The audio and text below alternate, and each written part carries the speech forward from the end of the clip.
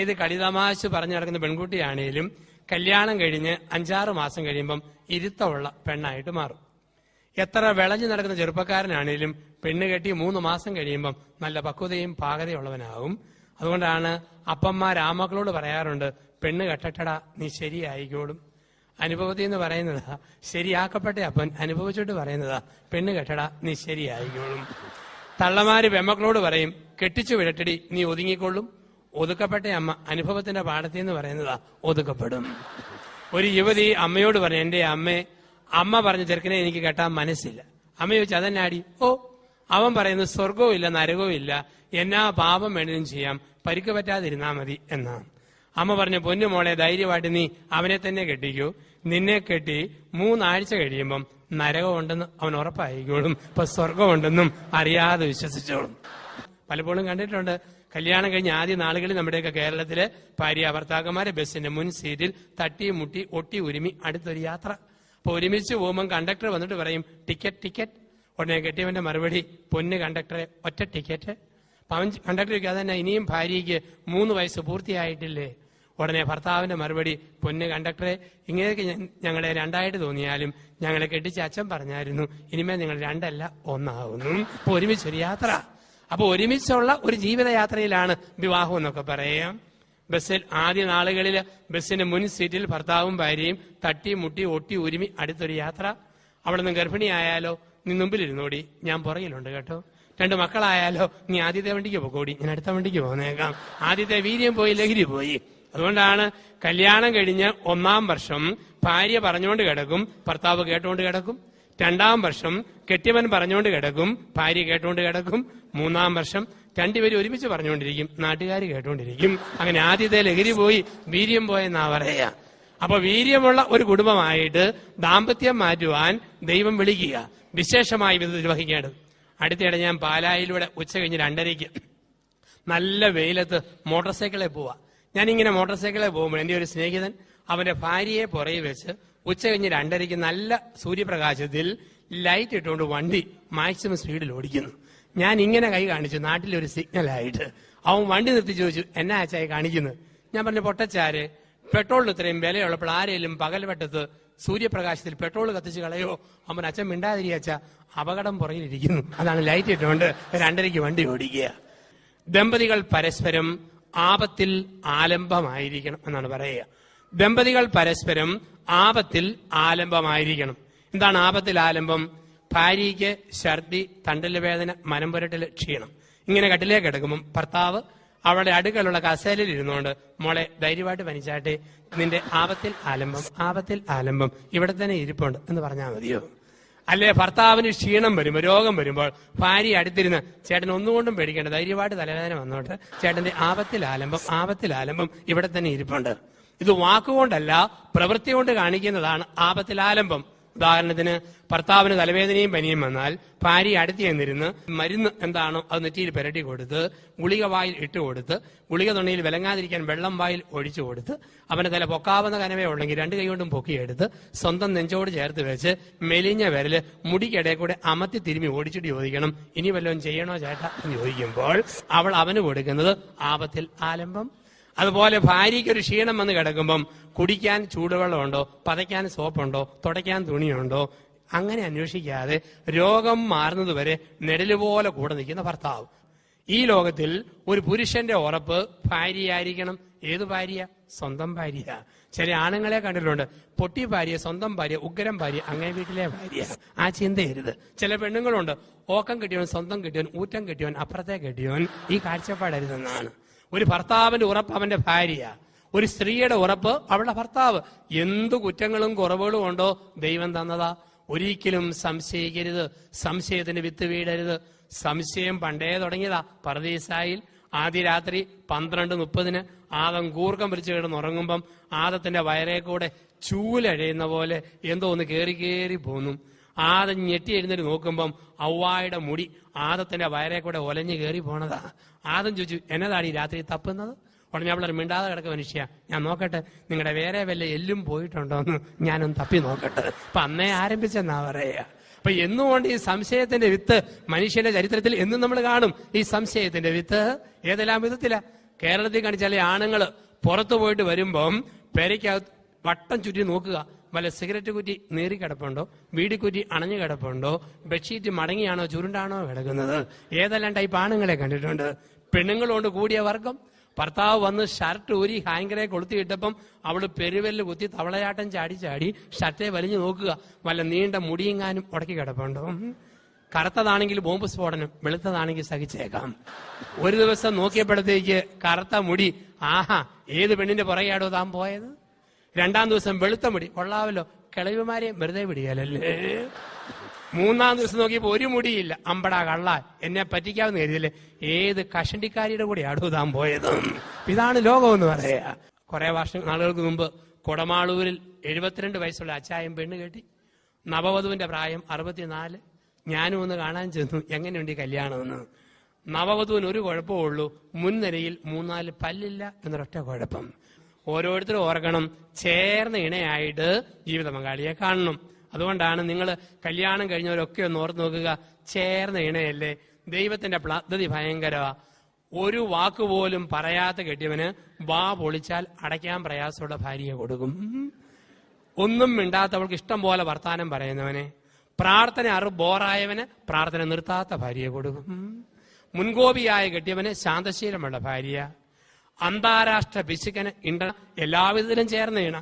ആണുങ്ങളുടെ ശരീരം എന്ന് പറഞ്ഞാൽ മരത്തെ കയറാൻ പറ്റിയ പരുവത്തിൽ, നാട്ടിലാണ് കപ്പളങ്ങ പറിക്കാം, തേങ്ങ പിരിക്കാം, ചക്കയിടാൻ കയറാം, ഈ പരുവത്തില്. പെണ്ണുങ്ങളുടെ ശരീരം മരം കയറാൻ പറ്റിയ പരുവത്തിലല്ല, തേങ്ങ താഴെ കിട്ടാമെങ്കിൽ വാക്കത്തേക്ക് വെട്ടിപ്പൊതിച്ച് ഭാര്യയെ കുത്തി പൊതിച്ച് പൊട്ടിച്ചിട്ട് ചിരവെ ചെരിഞ്ഞിട്ട് ചിരണ്ടാൻ പറ്റിയ പരുവത്തിൽ. ദേഹത്തിന്റെ ഘടനയ്ക്ക് വ്യത്യാസമുണ്ട്. ഇനി തലയോട്ടി എല്ലിന്റെ കട്ടിക്ക് വ്യത്യാസമുണ്ട്. പെണ്ണുങ്ങളുടെ തലയോട്ടിയെല്ല് പെട്ടെന്ന് കുശിതു പോകും, ആണുങ്ങളുടെ തലയോട്ടിയല്ലോ ഇരുമ്പ് പോലെ കട്ടി. കാരണം അവൻ ഏത് ചുമട് ചുമന്നാലും ഭാര്യയെ പോറ്റണം. തന്നെയുമല്ല, രാവിലെ 6:30 ഭാര്യ കഷ്ടപ്പെട്ട് ചട്ടുകം കൊണ്ട് ദോശ തിരിച്ചിട്ട് മറിച്ചിട്ട് ചുടുമ്പം ചൊറിഞ്ഞ വർത്താനവും പറഞ്ഞവൻ ചെല്ലുമ്പം അരിശം വരുന്ന ഭാര്യ ചട്ടുകത്തിനെ കണ കൊണ്ടൊരു കൊട്ടു കൊടുത്താലും എല്ല് പൊട്ടരുത്, അത്രയും കട്ടിയുള്ള തലയോട്ടി എല്ല് കൊടുത്തിട്ടുണ്ട്. ഇനി തൊലിക്കട്ടിക്ക് വ്യത്യാസം. പെണ്ണുങ്ങൾക്ക് ഷെയ്ക്കാൻ കൊടുത്താൽ മോഡേൺ ബ്രെഡിലോ ബണ്ണയിലോ റൊട്ടിക്ക് വെച്ചിട്ട് മാവേലോ പിടിക്കുന്ന പോലെ തളതളാ കുഴവഴാന്ന് എടുക്കും. പക്ഷെ ആണുങ്ങൾക്ക് ഷെയ്ക്കാൻ കൊടുത്താൽ കമ്പിപ്പാരലോ കാപ്പിക്കമ്പോലോ പിടിച്ച പോലെ പറപറ പാറപ്പുറം പോലെ നല്ല കട്ടി. അതുകൊണ്ടാണ് കൊച്ചുപിള്ളാര് കരയുമ്പോൾ അപ്പനെടുത്ത കൊച്ചു പൂർവാധീന ശക്തിയോടെ കാറാൻ തുടങ്ങും. ഏതോ മയിൽക്കുറ്റിയെ മുട്ടിയ പോലെ സർവേക്കല്ലെ തട്ടിയതുപോലെ വല്ലാത്ത കട്ടി. പക്ഷെ തള്ള എടുക്കുമ്പോഴേ കൊച്ചു കരച്ചിൽ നിർത്തും, ഡ്യൂറോപ്ലസ് ഡൺലപ്പ് മുട്ടിയ പോലെ ഒരു നല്ല മയം. തൊലിക്കെട്ടിക്ക് വ്യത്യാസമുണ്ട്, മനക്കെട്ടി വ്യത്യാസം. പുറത്തൊരനക്കം കേട്ടാൽ ഭർത്താവ് ടോർച്ചും കൊണ്ട് പുറത്തിറങ്ങുമ്പം ഭാര്യ വട്ടം കെട്ടിപ്പിടിക്കും, പൊന്നുമനുഷ്യ പോകല്ലേ, പാമ്പാണേ ചേമ്പാണേ കുമ്പാണേ പോയേക്കരുത്. ആണുങ്ങൾക്ക് പ്രാർത്ഥന ബോർ. പുറത്തു പോയിട്ട് വരുന്ന ഭർത്താവിന്റെ ഒന്നാമത്തെ ചോദ്യം, പ്രാർത്ഥന കഴിഞ്ഞോടി, ഇല്ലെങ്കിൽ കക്ഷി ഒന്നുകൂടെ ടൗണിൽ പോകാൻ തയ്യാറായിട്ടാണ് വന്നിരിക്കുക. അപ്പം പ്രാർത്ഥന ബോർ. പെണ്ണുങ്ങൾക്ക് പ്രാർത്ഥിക്കാൻ ഒരു മടിയില്ല. ആണുങ്ങൾക്ക് സഹനശക്തി വളരെ കുറവ്, പെണ്ണുങ്ങൾക്ക് നല്ല സഹനശക്തി. അതുകൊണ്ടല്ലേ ആണുങ്ങൾക്ക് വൈദ്യവേദന വന്നോ 3-4 ലോകമഹായുദ്ധം, തലവേദന വന്നോ സുനാമി, നെഞ്ചുവേദന വന്നോ ഭൂമി കുലുക്കം. വേദന വന്നാൽ ഒട്ടും സഹിക്കുകയില്ല. പക്ഷെ പെണ്ണുങ്ങളോ തലയ്ക്കകത്ത് പഴുപ്പ, എന്നാലും പറയും മല്ലിക്കാപ്പ് കുടിച്ച് അറിയായിരുന്നു ഈ വേദനയൊന്ന് മാറുമോന്ന്. കൊടല് പഴുത്ത് പൊട്ടുക, എന്നാലും പറയും ഉലുവാവെള്ളം കുടിച്ച് അറിയായിരുന്നു വയറ്റിലെ നൊമ്പരം ഒന്ന് മാറുമോന്ന്. അതുകൊണ്ടാണ് നമ്മുടെയൊക്കെ നാട്ടിൽ 70 പെണ്ണുങ്ങൾ ഭർത്താവില്ലാതെ ജീവിക്കുമ്പോൾ 30 ആണുങ്ങളാണ് ഭാര്യയില്ലാതെ ജീവിക്കുന്നതെന്നാണ്. അതായത് അറ്റാക്ക് വന്ന് മരിക്കുന്ന കൂടുതലും ആണുങ്ങളാണ്. അതുകൊണ്ടാണ് ദൈവമായ കർത്താവ് പ്രസവിക്കുവാനുള്ള വകുപ്പ് പെണ്ണുങ്ങൾക്ക് കൊടുത്തിരിക്കുന്നത്. ഇത് ആണുങ്ങളുടെ വകുപ്പാണോ? ഒറ്റ പ്രസവം, ലോകാവസാനം. ഇനി ഈ പരിപാടിക്ക് ഇല്ലേ ഇല്ല. ഒന്ന് ഓർത്ത് നോക്കുക, കഴിഞ്ഞ രാത്രിയിൽ പരിശുദ്ധാത്മാവ് പ്രത്യക്ഷപ്പെട്ടിട്ട് അഭിമന്യ പിതാവിനോട് പറയുകയാണ്, ഇന്ന് ഇവിടെ പങ്കെടുക്കുന്ന എല്ലാവരോടും സഭയുടെ മക്കളായ എല്ലാവരോടും ഒരു പുതിയ കാര്യം പറഞ്ഞേക്കണം. എന്താണെന്ന് പിതാവ് ചോദിച്ചപ്പം പറയുന്നു, ഇന്ന് പാതിരാത്രി 12 മണി മുതൽ ക്രിസ്തീയ സഭകളിൽ ഒരു പുതിയ നിയമം വരുന്നു. ഒക്ടോബർ 29 രാത്രി 12:30 മുതൽ. അപ്പൊ ആ കാര്യം പറയാൻ പിതാവ് എന്നോടങ്ങ് പറഞ്ഞ് ഏൽപ്പിച്ചാൽ ഞാൻ ഇവിടെ അനൗൺസ് ചെയ്യാൻ നോക്കുക. എന്താണ്? ദൈവം മനസ്സ് മാറ്റിയിരിക്കുന്നു. 2009 വർഷങ്ങളായിട്ട് സഭയിലെ നിയമം താലി കെട്ടിയ പെണ്ണിന്റെ കൂടെ മരണം വരെ ജീവിക്കണം, താലി കെട്ടിയ പുരുഷന്റെ കൂടെ അന്ത്യം വരെ ജീവിക്കണമെന്ന. എന്നാൽ ഇന്ന് പാതിരാത്രി 12:30 മുതൽ ഒരു പുതിയ നിയമം വരുന്നു. എന്താണ് ആ നിയമം? ഇപ്പോൾ നിങ്ങൾക്കുള്ള ഭർത്താവിനെ മാറ്റി ഇഷ്ടമുള്ള പുതിയ ആളെ ഇന്ന് രാത്രി മുതൽ എടുത്തു തുടങ്ങാം. ഇപ്പോൾ നിങ്ങൾക്കുള്ള ഭാര്യയെ മാറ്റി ഇഷ്ടമുള്ള പുതിയ പെണ്ണിനെ എടുത്തു തുടങ്ങാം. ഇരുട്ടാണേലും ഒരു സഹോദരൻ തലപൊക്കി നോക്കുന്നു. ഇത് സത്യമാണോ അച്ഛാ? കൊതിപ്പിക്കാൻ പറയുകയാണോ അതോ ദൈവം പറഞ്ഞത് തന്നെയാണോ? അപ്പൊ ഇങ്ങനെ ഒരു കാര്യം ഇവിടെ അനൗൺസ് ചെയ്യുവാണെങ്കിൽ എന്തായിരിക്കും ഇവിടുത്തെ പ്രതികരണം? സെഹിയോൻ ഊട്ടുശാലയിലെ കൊടുങ്കാറ്റിന്റെ അരിപ്പ് കേൾക്കാം. രക്ഷപ്പെട്ടു. 100-ൽ 60 പേര് ഓർക്കും മാറ്റിയെടുക്കാവല്ലോ. 20% പേര് പറയും ദൈവമേ ഒരിക്കൽ പെട്ടുപോയി, ഇനി പണിക്ക് ഇല്ലേ ഇല്ല. 10% പേര് പറയും ഇപ്പോൾ ഉള്ളത് ഉഗ്രം കെട്ടിയവൻ ഊറ്റം ഭാര്യ, വേറെ ഒന്നും വേണ്ടേ വേണ്ട. അവസാനത്തെ 10% പേര് പറയും നോക്കട്ടെ, എല്ലാരും മാറിയ ഞാനും മാറും, ആരും മാറിയില്ല ഞാനും മാറുകയല്ല. അപ്പൊ എത്ര പേർക്ക് പൂർണ്ണ തൃപ്തി ഉണ്ടെന്നാ? ഇപ്പൊ ചേർന്ന ഇണയായിട്ട് കാണുക. കല്യാണം കഴിഞ്ഞ് ഒരു 5-6 മാസം കഴിയുമ്പോഴത്തേക്ക് മിടുക്കൻ ഭർത്താവ് മനസ്സിലാക്കണം, എന്റെ ഭാര്യയ്ക്ക് ഏതെല്ലാം ഭക്ഷണം ഇഷ്ടം, ഞാൻ എന്നാ തുണി ഉടുത്താൽ ഇഷ്ടം, ഞാൻ എങ്ങനെ മുടിയിരിയാൽ ഇഷ്ടം, ഞാൻ എങ്ങനെ വർത്തമാനം പറഞ്ഞാൽ ഇഷ്ടം. ഇത് മിടുക്കം ഭർത്താവ് മനസ്സിലാക്കണം. മിടുക്കി ഭാര്യയെ മനസ്സിലാക്കണം, എന്റെ ഭർത്താവിന് ഏത് ഭക്ഷണം ഇഷ്ടം, ഏത് സംസാരം ഇഷ്ടം, ഏത് വേഷം ഇഷ്ടം. ഉദാഹരണത്തിന് എന്റെ ഭർത്താവിന് പേര് ടോം. ടോം എന്ന് കേട്ടാൽ അവൻ അരിശം. ടോം കുട്ട എന്ന് വിളിക്കാമെങ്കിൽ സന്തോഷം. അങ്ങനെയെങ്കിൽ ടോം കുട്ടാൻ തന്നെ വിളിക്കണം. അലറി വിളിച്ച് കുട്ടാ എന്ന് വിളിച്ചാൽ പന്നിക്കുട്ടനെ വിളിക്കുന്നവരായിരിക്കും. പേര് കൂട്ടി വിളിക്കുമ്പം തക്കതായ തുണ. ഭർത്താവ് ഭാര്യയോട് പറയടി, നിന്റെ സാരിയും ബ്ലൗസും പറിച്ച് ദൂരെ കളഞ്ഞിട്ട് നാളെ മുതൽ നീ സാൽവാറും കമ്മീസും ധരിച്ചാൽ മതി.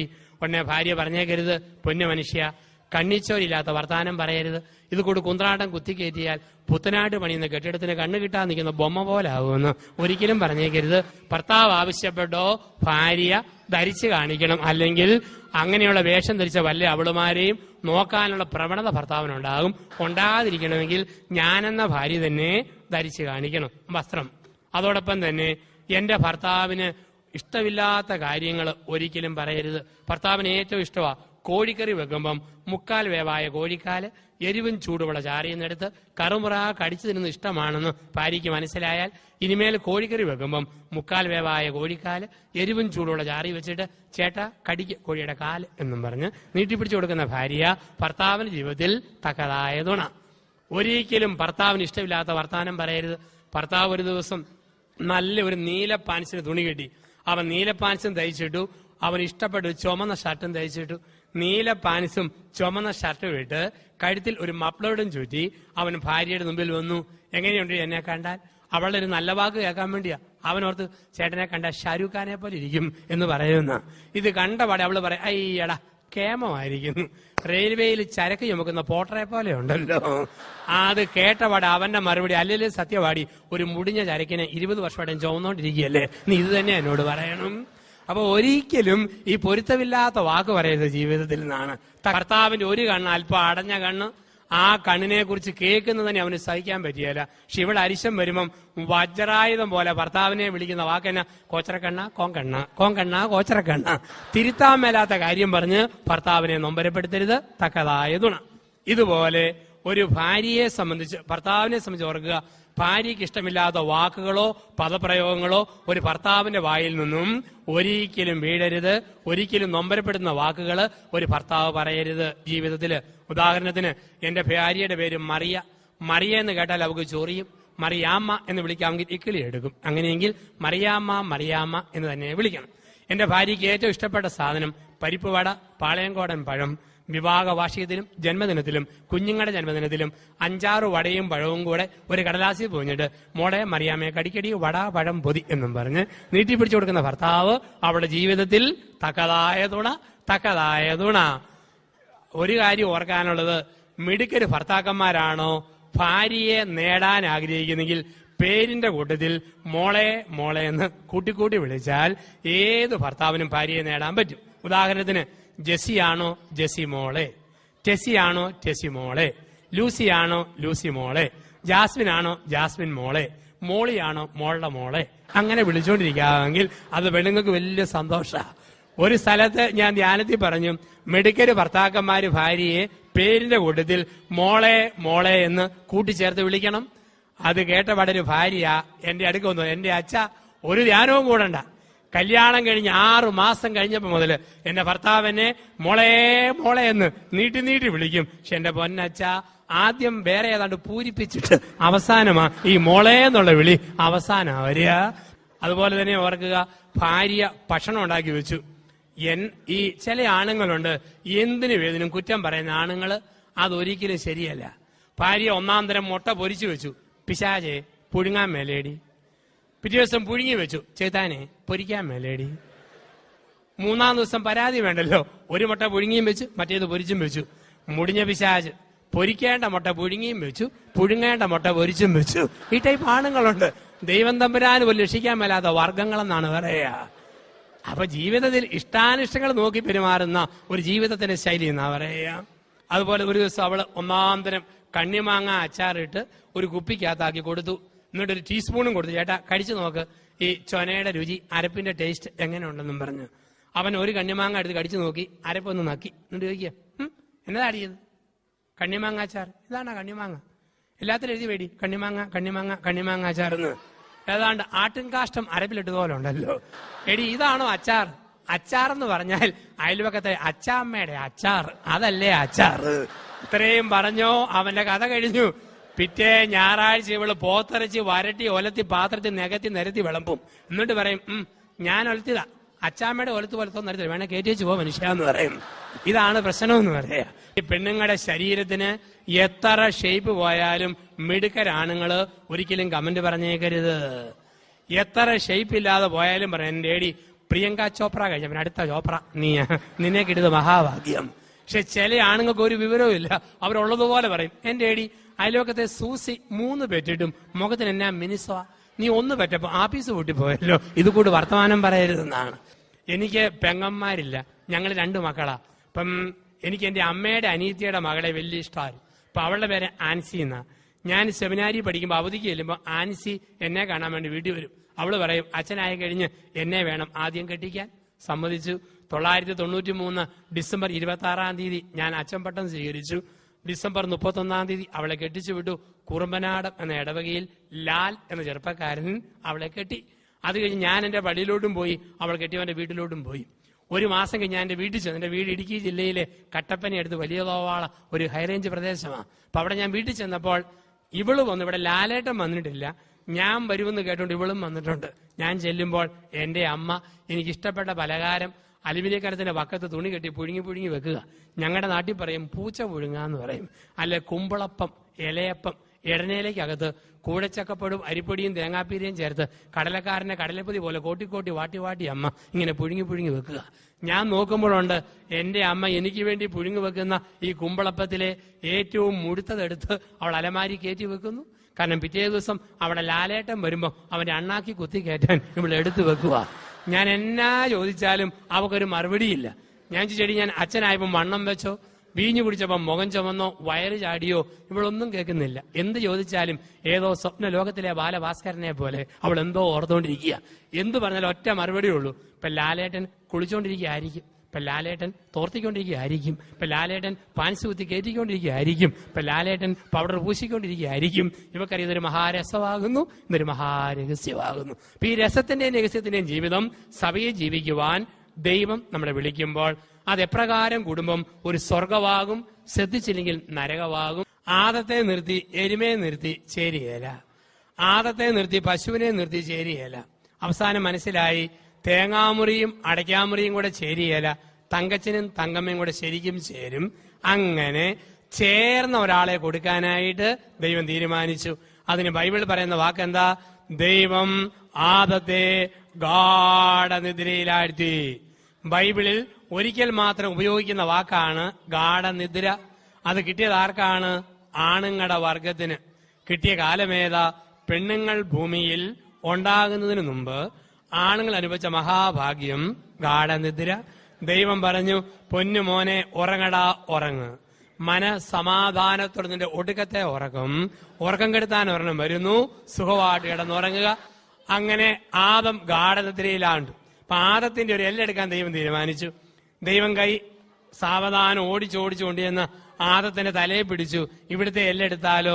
ദൈവം തന്നെ ഞെട്ടി പറയോ, തലയിലെ എല്ലെടുത്ത് ഇവിടെ സൃഷ്ടിച്ചാൽ കക്ഷി കാലാകാലം ഇവന്റെ തലയെ കരുത് നിരങ്ങും. അതുകൊണ്ട് തലയിലെ എല്ല് വേണ്ട. ദൈവം കൈ ഓടിച്ചോടിച്ച് നാദത്തിന്റെ കാലയെ പിടിച്ചു, ഇവിടുത്തെ എല്ലെടുത്താലോ? ദൈവം തന്നെ ഞെട്ടി പറയോ, കാലേ നെല്ലെടുത്ത് ഇവിടെ സൃഷ്ടിച്ചാൽ കക്ഷി കാലാകാലം ഇവന്റെ ചവിട്ട് കൊണ്ട് കിടക്കേണ്ടി വരും. അവിടെ ദൈവം കൈ മുകളിലോട്ട് ഓടിച്ചോടിച്ച് എന്ന് പുരുഷന്റെ തലയിണ രഹസ്യങ്ങൾ, അരമന രഹസ്യങ്ങൾ, അന്തി ഉറങ്ങുന്ന ഹൃദയത്തെ പൊതിയുന്ന വാരിയലുകളിൽ ഒന്നൊടിച്ചിട്ട് ഒരു സ്ത്രീക്ക് ജന്മം കൊടുത്തു. പുരുഷനിൽ നിന്ന് എടുത്തതുകൊണ്ട് സ്ത്രീ എന്ന് വിളിച്ചു, നരനിൽ നിന്നും എടുക്കപ്പെട്ടതുകൊണ്ട് നാരി എന്ന് വിളിക്കപ്പെട്ടു എന്നാണ് പറയുക. അപ്പൊ അവിടെ മുതലാണ് ചിരിയും സന്തോഷവും ആരംഭിച്ചത്. അന്ന് വരെ മൂകനായിരുന്ന ആദം ഉള്ളു തുറന്ന് ചിരിച്ചു. ഏതോ ഒരു പുരുഷനും ഏറ്റവും ആത്മാർത്ഥമായിട്ട് ചിരിക്കുന്ന എപ്പോഴാന്ന് ചോദിച്ചാൽ ഇഷ്ടപ്പെട്ട പെണ്ണിനെ കാണുമ്പോഴാണ്. രാഷ്ട്രീയക്കാര് പറയാറുണ്ട്, സാക്ഷാൽ നരസിംഹറാവു പോലും ജീവിതത്തിൽ ആദ്യം ചിരിച്ചത് ഐശ്വര്യയെ കണ്ടപ്പോഴാണ്, അന്നാണ് ചിരി തുടങ്ങിയതെന്ന്. കുടുംബം ഒരു മദ്യഷാപ്പ്, കുടുംബം ഒരു ബാർ ഹോട്ടൽ. ചില കുടുംബങ്ങൾ മദ്യഷാപ്പുകളാണ്, ബാർ ഹോട്ടലുകളാണ്. എങ്ങനെയുള്ള കുടുംബം? മാമോദിസ ജ്ഞാനസ്നാനം, മാമോദിസ കൊടുക്കുമ്പം അവിടെ അല്പം ലഹരി.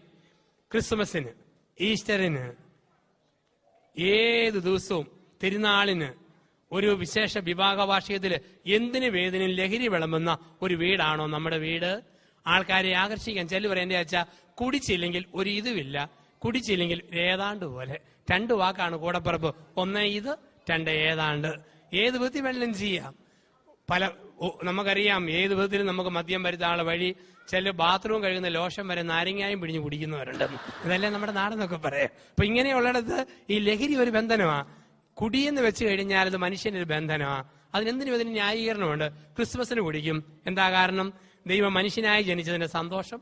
ദുഃഖവെള്ളിയാഴ്ച ദൈവം മരിച്ചതിന്റെ മനപ്രയാസം. ഉയർപ്പ് ഞായറാഴ്ച ഒന്നുകൂടെ പൊങ്ങി വന്നതിന്റെ പരമസന്തോഷം. തിരുനാളിന് നാടിന്റെ ഉത്സവം. ഇതൊന്നും അല്ലാത്തൊരു ദിവസം ഒരു ചേട്ടൻ കുടിച്ചേച്ചു പോന്നു. എന്റെ പൊന്നു ചേട്ടാ, എന്നാത്തിനാ ഇന്ന് കുടിച്ചത്? അയാളുടെ മറുപടി, എന്റെ കൊച്ചു മുലകുടി നിർത്തി എന്റെ ഓർമ്മയ്ക്ക് ഞാൻ കുപ്പികുടി ആരംഭിച്ചിരിക്കുന്ന. അപ്പൊ കുടിക്കുന്നവർക്ക് എന്തിനു വേദന ന്യായീകരണമുണ്ട്, ലഹരിയുടെ ന്യായീകരണമുണ്ട്, എന്തിനു വേദനയുണ്ട്. കഴിഞ്ഞ ഓണത്തിന് ഞാൻ കോട്ടയം, പത്തനംതിട്ട, ഇടുക്കി ജില്ലകളുടെ പല ഭാഗങ്ങളിൽ ഇങ്ങനെ ധ്യാനങ്ങൾക്ക് പോകുമായിരുന്നു. അപ്പൊ അങ്ങനെ പോയപ്പം പല കൂട്ടം കള്ളച്ചാരായം ഞാൻ കണ്ടു. പ്ലാസ്റ്റിക് കൂട്ടി വെക്കുന്നു. 5-6 പേരെന്റെ ഓർമ്മയിലുണ്ട്. ഒരെണ്ണത്തിന്റെ പേര് ഓടയം മറിയം, 2 മണവാട്ടി, 3 പുല്ലുപെറുക്കി, 4 പോസ്റ്റ്മാൻ, 5 പോസ്റ്റേ കയറി, 6 മിശിഹ. 6 വരെ എന്റെ ഓർമ്മയിലുണ്ട്. ഓടയം മറിയം എന്ന കള്ളച്ചാരായത്തിന്റെ പ്രത്യേകത, അതിന് 2 കവിള് കുടിച്ചാൽ മതി, കുടിച്ചയാള് അടുത്തുള്ള ഓടയിലോട്ട് മറിഞ്ഞു വീഴും, എഴുന്നേറ്റ് പോകാൻ പാട്. മണവാട്ടി അല്പം കുടിച്ചാൽ പിന്നെ ഭയങ്കര നാണമാ, ഇങ്ങനെ വിരൽ കൂട്ടി തിരുമിക്കൊണ്ടിരിക്കും. പുല്ലുപെറുക്കി അല്പം കുടിച്ചാൽ മതി, കുടിക്കുന്നയാള് മുറ്റത്ത് കുത്തിയിരുന്ന് സകലമാന പുല്ലും പറിക്കാൻ തുടങ്ങും, വെട്ടം വീണാൽ എഴുന്നേറ്റ് പോവുകയല്ല. പോസ്റ്റേ കയറി എന്ന സാധനം 2 പേർക്ക് അകത്ത് ചെന്നാൽ മതി. ടെലിഫോൺ പോസ്റ്റ്, ഇലക്ട്രിക് പോസ്റ്റ്, കപ്പളം, തെങ്ങ്, പേര, അണ്ണാനെ പോലെ കയറുക ഇറങ്ങുക ഇറങ്ങുക കയറുക. പോസ്റ്റ്മാന്റെ അല്പം അകത്ത് ചെന്നാൽ മതി. കുടിച്ചയാള് ഭൂമിയിലുള്ള എല്ലാ വീട്ടിൽ കൂടെയും കറങ്ങിക്കൊണ്ടിരിക്കും, സ്വന്തം വീട് മാത്രം എവിടാന്നൊരു പിടിയുമില്ല. മിശിഹ 2 പേർക്ക് അകത്ത് ചെന്നാൽ മതി. ചെല്ലുമ്പം കണ്ണടച്ചോ, പിന്നെ 3-ാം പൊക്കെ കണ്ണു തുറക്കാൻ പറ്റത്തുള്ളൂ. ഇതാണ് മിശിഹ. അപ്പം ഇതിന്റെ പല രൂപമുണ്ട്. ഇതാണ് പറയുക, കുടുംബം ഒരു ബാർ ഹോട്ടൽ, ഒരു മദ്യഷാപ്പ്. ചിലപ്പോൾ നമുക്കറിയാം കുടിച്ച് അങ്ങേയറ്റം ആവുന്നവരെയും കണ്ടിട്ടുണ്ട്. ചാണ്ടിച്ചേട്ടൻ എന്ന് പറയുന്ന ആള് ഷാപ്പിൽ ചെന്ന് കുടിച്ചു കഴിഞ്ഞപ്പം ചാണ്ടിച്ചേട്ടന്റെ ഭൂമിയിലെല്ലാം വെള്ളപ്പൊക്കം പോലെ തോന്നാൻ തുടങ്ങി. അപ്പൊ 8-9 സഹകുടിയന്മാര് ചാണ്ടിച്ചേട്ടന്റെ കയ്യെ പിടിച്ച് സാവധാനം വീട്ടിൽ കൊണ്ടുവന്നു. 1/2 മണിക്കൂർ നടന്ന് ആടി വീടിന്റെ മുറ്റത്ത് ചെന്നപ്പോൾ ഒരുത്തൻ ചെന്ന് കോളിംഗ് ബെൽ അടിച്ചു. ഭാര്യ ചോദിച്ചു, ആരാ? ഞങ്ങൾ ചാണ്ടിയം കൊണ്ട് വന്നതാ. അവിടെ എങ്ങാനും ചാണ്ടിയേച്ച് പൊക്കോളാൻ പറഞ്ഞു. കാരണം കുടിക്കുന്ന കെട്ടിയവനെ കൊണ്ടുവരുന്ന കൂട്ടുകാരോടും ഭാര്യയ്ക്ക് അറപ്പാണ്, വെറുപ്പാണ്. അവരവിടെ നിന്നു. 15 മിനിറ്റ് ആയിട്ടും ഭാര്യ വാതിൽ തുറക്കുന്നില്ല. ഇവര് മൊത്തം നിന്ന് ആടുവാ. ഒരു മനുഷ്യൻ ഒന്നുകൂടെ കോളിംഗ് ബെൽ അടിച്ചു. ഭാര്യ ചോദിച്ചു, ആരാന്നല്ലേ ചോദിച്ചത്? ഞങ്ങൾ ചാണ്ടിയം കൊണ്ട് വന്നാന്ന് പറഞ്ഞില്ലേ? നിർത്തിയിട്ട് പോകാനല്ലേ പറഞ്ഞത്? പൊരുത്തന്റെ മറുപടി, പൊന്നു പെങ്ങളെ ഇങ്ങോട്ടൊന്ന് ഇറങ്ങി വന്ന് ഞങ്ങളിൽ ആരാ ചാണ്ടിന്നൊന്ന് കാണിച്ചു തരാമോ? ഇതാണ് അവസ്ഥ. ചില കുടുംബങ്ങൾ ബ്യൂട്ടി പാർലറുകളാണ്. അലങ്കാര വസ്തുക്കൾ, ആഡംബര വസ്തുക്കൾ, മേക്കപ്പ് സാധനങ്ങൾ. റബ്ബർ ഷീറ്റിന് 100 രൂപ കഴിഞ്ഞപ്പോൾ കോട്ടയം ജില്ലയിലും, വിദേശ പണം വന്നപ്പോൾ പത്തനംതിട്ട തുടങ്ങി മറ്റുള്ള കേരളത്തിലെ എല്ലാ ജില്ലകളിലും കാണാം. ഇഷ്ടം പോലെ ഈ പൈസയൊക്കെ വന്നു കഴിഞ്ഞപ്പം അലങ്കാര വസ്തുക്കൾ, ആഡംബര വസ്തുക്കൾ. ഇന്ന് നമുക്ക് മലയാളികൾക്ക് പല പല കോംപ്ലക്സുകളുണ്ട്. 1 ഇൻഫീരിയോറിറ്റി കോംപ്ലക്സ്, 2 സുപ്പീരിയോറിറ്റി കോംപ്ലക്സ്, 3-ാമത്തെ കോംപ്ലക്സ് ആണ് എല്ലാം വാങ്ങിക്കൂടുന്ന ഷോപ്പിംഗ് കോംപ്ലക്സ്. ഇത് നമ്മുടെ വലിയൊരു കോംപ്ലക്സ് ആയി മാറിയിട്ടുണ്ട്. ചില പെണ്ണുങ്ങളെ കാണാം, വയസ്സ് 65 കഴിഞ്ഞാലും പല്ലു പറഞ്ഞ കുഴി പൗഡർ ഇട്ട് നികത്തി, ചുണ്ടയിലും കണ്ണിന്റെ പുരികത്തേലും ഒക്കെ കലാമണ്ഡലം കല്യാണിക്കുട്ടിയമ്മയുടെ കൂട്ടി ചായമൊക്കെ പൂശി ഒരു പ്രത്യേക നടപ്പ്. അപ്പൊ ഇവരുടെ ഓർമ്മ ഇത് തൊലിയുടെ നിറവാണെന്ന് ആൾക്കാർ കരുതുമെന്ന. സാമാന്യ ബോധമുള്ളവർക്കറിയാം അത് ചുണ്ടിന്റെയും കണ്ണിന്റെയും കവിളിന്റെയും നിറവല്ല, പെരയുടെ ജനൽക്കമ്പിക്ക് തൂത്ത പെയിന്റിന്റെ ബാക്കി കിരിയെ പൂശിതാന്നറിയാം. ഇങ്ങനെ നടക്കുന്ന ബ്യൂട്ടി പാർലറുകള്. ചില ചേട്ടന്മാരെ കാണാം. ഇവിടെ ഞാനൊന്നും പറയണില്ല, കാരണം വിദേശത്ത് ജോലി ചെയ്യുമ്പോൾ അല്പമൊക്കെ മേക്കപ്പ് ഒക്കെ ആവശ്യമാണ്. പക്ഷെ നമ്മുടെയൊക്കെ നാട്ടിൽ വന്നാൽ കാണാം വയസ്സ് 75-80 ആയാലും ഒരു മുടി പോലും നരയ്ക്കാത്ത അച്ചായന്മാര്. തലമുടി നോക്കിയാൽ കരിക്കലം കമത്തിയ പോലെ, മോളിൽ കറുപ്പ്, കീഴേ ചെമ്പിപ്പ്, അടിയിൽ നരപ്പ്. ഈ 3 നിലപ്പന്തലും ചുമന്ന് നടക്കുന്ന ഒരുപാട് ചേട്ടന്മാരെ മലയാളികൾക്കിടയിൽ കാണാം നമ്മുടെ നാട്ടിൽ. ഇവിടെ ഞാൻ പറഞ്ഞാൽ ഇവിടുത്തെ കാര്യമല്ല സൂചിപ്പിക്കുക. അപ്പൊ അങ്ങനെയൊക്കെ ഉള്ള ആൾക്കാരെ കാണാം. ഒരു ദിവസം ഒരു മനുഷ്യൻ അയലോകത്തെ ചേട്ടത്തിയെ ഫോണിൽ വിളിച്ചപ്പോൾ അവരുടെ മോനാ ഫോൺ എടുത്തത്, ഇംഗ്ലീഷ് മീഡിയത്തിൽ പഠിക്കുന്ന കുട്ടി. അപ്പൊ ഈ ചേട്ടൻ ചോദിച്ചു, were is your mummy, were is your mummy? കൊച്ചിന്റെ മറുപടി, മൈ മമ്മി ഈസ് ഡൈയിങ്. അയാൾ ആംബുലൻസും പിടിച്ച് ഓടി വന്ന് മരിക്കാൻ പോവാന്ന് ഓർത്തോണ്ട്. ഇതാണ് ലോകം എന്ന് പറയാ. അപ്പൊ ചില കുടുംബങ്ങൾ സിനിമാ തിയേറ്ററുകളാ. ഒരു റിമോട്ട് കൈ പിടിച്ചിട്ട് തവളയാട്ടം പോലെ ചാടിച്ച് കണ്ടുകൊണ്ടിരിക്കുക. ചില പെണ്ണുങ്ങളെ കാണാൻ നാട്ടിൽ വൈകുന്നേരം 4:30 കഴിയുമ്പോൾ കുളിച്ച് തോർത്തി 1-ാം തരം ഡ്രസ്സ് ധരിച്ച് മുടിയൊക്കെ കാച്ചിക്ക പോലെ ഒക്കെ കെട്ടി പൂവൊക്കെ ചൂടി പൊട്ടും കുത്തി, പിന്നെ 5 മണിയാകുമ്പം ചെണ്ടയടികാരൻ തോർത്തിടുന്ന പോലെ നെഞ്ചിന് കുറുകെ ഒരു ടർക്കി ടവൽ അങ്ങ് വിലങ്ങിയിടും. കാരണം 5:30 മണി മുതൽ ഒരുപാട് കണ്ണുനീര് വീണ് ഈ നെഞ്ച് കുതിരാനുള്ളതാണ്. ഏഷ്യാനെറ്റ് കണ്ണീര്, സൂര്യ കണ്ണീര്, കൈരളി കണ്ണീര്, ഒരുപാട് കണ്ണുനീര്. ഒരു ചേട്ടൻ പറഞ്ഞു, എന്റെ ഭാര്യ സീരിയല് കാണാൻ വരുമ്പം ടർക്കി ടവൽ കൊടുത്ത് സോപ്പും തേച്ച് വടക്കൻ വീരഗാഥയിലെ പോലെ വന്ന് ഇങ്ങനെ ഈ സീരിയൽ കാണും. ഞാൻ ചായന്നാ, എന്റെ പരസ്യം വരുമ്പം വെള്ളം ഒഴിക്കാൻ പോയാൽ മതിയല്ലോ, അതിന് ഒരുങ്ങി വരുന്നതാ. അപ്പൊ ചില കുടുംബങ്ങൾ ഒരു സിനിമാ തിയേറ്ററുകളാണ്. ഇപ്പൊ 1 മദ്യഷാപ്പ്, 2 കശാപ്പ് കട, 3 ബ്യൂട്ടി പാർലർ, 4 സിനിമാ തിയേറ്റർ, 5 നമ്മുടെ കുടുംബം, 5 ഒരു സിമിത്തേരി. ചില കുടുംബങ്ങൾ സിമിത്തേരിയ. എന്താ സിമിത്തേരി? വർത്തമാനം പറയാത്ത ഭാര്യ ഭർത്താക്കന്മാര്. ഇന്ന് ഈ കുടുംബധ്യാനത്തിൽ പങ്കെടുക്കാൻ ചിലര് വന്നിരിക്കുന്നത് സിമിത്തേരിയിൽ നിന്നാണ്. ഇന്ന് ഉറങ്ങാൻ പോകുന്നത് മോർച്ചറിയിലേക്കാണ്, കിടക്കുന്നത് ശവപ്പെട്ടിയിലാണ്. കാരണം എന്താണ് സിമിത്തേരി? വർത്തമാനം പറയാത്ത സ്ഥലമാ സിമിത്തേരി. ചില കുടുംബത്തിൽ ഭാര്യ ഭർത്താക്കന്മാർക്ക് തമ്മിൽ സംസാരിക്കാൻ വിഷയമേ ഇല്ല. ചില കുടുംബങ്ങളുടെ പ്രത്യേകത അതല്ലേ. ഒരുമിച്ച് കൂട്ടുകാരെ കാണുമ്പോൾ ആണുങ്ങൾക്ക് എന്തെല്ലാം വിഷയങ്ങളാ. പെണ്ണുങ്ങൾക്ക് ഞായറാഴ്ച കുർബാനയ്ക്ക് പോകുമ്പോൾ കൂട്ടുകാരികളെ കാണുമ്പോൾ എന്തെല്ലാം വിഷയവാ. വീട്ടിൽ ചെന്ന് കഴിഞ്ഞാൽ ഭർത്താവും ഭാര്യയും മിസ്റ്റർ സക്കറിയയുടെ കൂട്ടാ, നിത്യം അവനും കുത്തിയിരിപ്പ്, ഒന്നും മിണ്ടാൻ പറ്റുന്നില്ല. പിന്നെ ചില കുടുംബത്തിൽ ആകെയുള്ള സംസാര വിഷയം കാലാവസ്ഥയാണ്. ചൂട് മാറി തണുപ്പ് ആരംഭിച്ചു, താമസിയാതെ മഴ പെയ്യുമായിരിക്കും. ഒരു മഴക്കാർ ഇങ്ങനെ പോന്നു, അവിടെ പോയി പെയ്യുമായിരിക്കും. കാലാവസ്ഥ സൃഷ്ടിച്ച ദൈവത്തിന് 1000 നന്ദി. അല്ലെങ്കിൽ പല ഭാര്യാഭർത്താക്കന്മാരും വിഷയദാരിദ്ര്യം കൊണ്ട് മരിച്ചു പോകുമായിരുന്നു. ഞാൻ പറഞ്ഞു, ഒരു ധ്യാനത്തിൽ പറഞ്ഞു, നല്ല ഭാര്യാഭർത്താക്കന്മാർ ഉറങ്ങാൻ പോകുന്നതിന് മുമ്പ് 15 മിനിറ്റ് കട്ടിലേലിരുന്ന് മുട്ടി ഒരുമി കൊച്ചു വർത്താനം പറഞ്ഞിട്ട് കിടക്കാൻ പോകണം. അത് കഴിഞ്ഞൊരു സ്ത്രീ വന്ന് പറഞ്ഞു, അച്ഛാ കല്യാണം കഴിഞ്ഞ് 18 വർഷം, എന്റെ അച്ഛാ 15 മിനിറ്റ് ഒന്നും വേണ്ട, എന്റെ കെട്ടിയവനോട് 5 മിനിറ്റ് ഒന്നും മിണ്ടിയാൽ മതിയായിരുന്നു. ഈ മനുഷ്യൻ സന്ധ്യയാവുമ്പോൾ എന്നോട് 3 അടിയുടെ കാര്യം പറയും, വേറെ ഒന്നും പറയത്തില്ല. 3 അടിയുടെ കാര്യം. ഞാൻ അതെന്നാ പെങ്ങളെന്ന് ചോദിച്ചു. അച്ഛാ സന്ധ്യയാവുമ്പോൾ പറയും, 1 പ്രാർത്ഥിക്കടി, 2 കഞ്ഞി വിളമ്പടി, 3 പാവിരിക്കടി. ഈ 3 അടിയേ ഉള്ളൂ, വേറെ സംസാരമില്ല. ഈ സംസാരമില്ലാത്ത കുടുംബം ഒരു ഏറ്റവും വലിയ ബുദ്ധിമുട്ട് വർത്താനം പറയാതിരിക്കുന്നതല്ലേ. ഒരു വീട്ടിലെ 75 വയസ്സുള്ള അപ്പൻ, 73 വയസ്സുള്ള അമ്മ. അപ്പന് മൂക്കിന്റെ അറ്റത്ത് അരിശമാ, പക്ഷെ പെട്ടെന്ന് ശാന്തമാകും. തള്ള അങ്ങനെ അരിശപ്പെടുകയാണ്. ഒരിക്കൽ പിണങ്ങിയോ പിന്നെ 10 മാസം കഴിഞ്ഞേ വാ തുറക്കത്തുള്ളൂ, അത്രയ്ക്കും വാശിക്കാരിയാ. ഒരു ദിവസം 1 പറഞ്ഞു, 2 പറഞ്ഞു, എങ്ങനോ ബഹളം മൂതു. ഈ സ്ത്രീ അങ്ങ് പിണങ്ങി. സന്ധ്യയായിട്ട് മിണ്ടുന്നില്ല. ഭർത്താവ് കിള്ളി നോക്കി, നുള്ളി നോക്കി, മാന്തി നോക്കി, ഒരനക്കവും ഇല്ല. 2-ാം ദിവസവും മിണ്ടുന്നില്ല. 3-ാം ദിവസമായിട്ടും വർത്തമാനം പറയുന്നില്ല. പിയാഗ്ര വലിയ മനപ്രയാസം. ഇയാൾ തപ്പാൻ തുടങ്ങി. അലമാരി, തലേന് കീഴെ, മെത്ത കീഴെ, അവിടെ ഇവിടെയൊക്കെ തപ്പി നടക്കുക. അപ്പോൾ അവസാനം ഭാര്യ ചോദിച്ചു, എന്നതാ കളവാ നിങ്ങളുടെ കാണാതെ പോയെന്ന് ചോദിച്ചു. ഉടനെ പറഞ്ഞു, ഡേഡി സമാധാനമായി, കിട്ടിപ്പോയി. 3 ദിവസമായിട്ട് നിന്റെ സ്വരം എവിടെ പോയെന്ന് ഞാൻ തപ്പിക്കൊണ്ടിരിക്കുക, ഇപ്പോഴാടി കിട്ടിയത്. അപ്പൊ പറഞ്ഞാൽ തീരാത്ത പ്രശ്നമില്ല. ഒരു കാര്യം ഓർത്തോണം, ആണുങ്ങള് ഭാര്യമാരോട് എത്ര അരിശപ്പെട്ടാലും മിണ്ടാതിരുന്നേക്കരുത്. കാരണം മിണ്ടാതിരുന്നാൽ നഷ്ടം ആണുങ്ങൾക്കാണ്, അത് പെണ്ണുങ്ങൾക്കല്ല. കോട്ടയത്തെ ഒരു ഭർത്താവ് ഭാര്യയോട് 3 ആഴ്ച പിണങ്ങിയിരുന്നു.